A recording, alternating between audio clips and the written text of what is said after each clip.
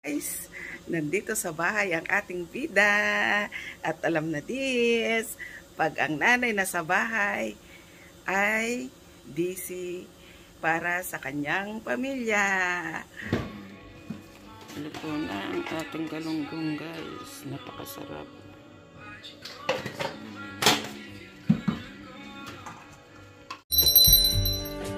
Welcome to my channel, Ningning ni Neneng. Yahoo guys! Nandito tayo sa kusina at magluluto tayo ng napakasarap na ulam. Lalo na ngayon ay mahal na araw kaya dapat mangilin din tayo guys. May nabili akong galunggong sa City Center sa Asian Shop. Kaya ang iluluto ko ngayon ay adobong galunggong. Andyan na yung aking mga rekado, bawang, sibuyas, luya at buo-buong paminta.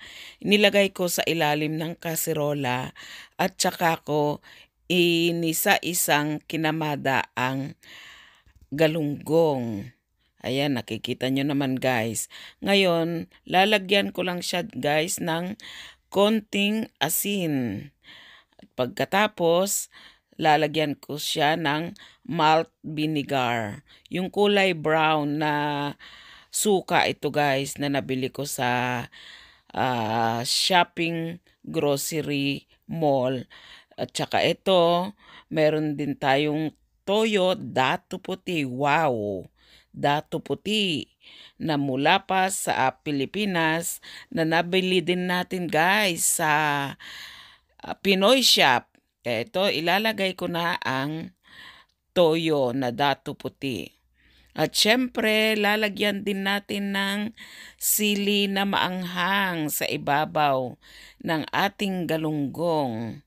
Ayan, nakita nyo naman guys, wow! Napaka-sinsin ang pagkaayos sa ating galunggong. Ayan, at saka ko na sinindihan ang kalan at lulutuin na natin. Takpan na ang kaserola at antayin na maluto ang ating galunggong. Ayan na guys. Napakasarap. Okay na to para sa ating happy family. Kain na guys.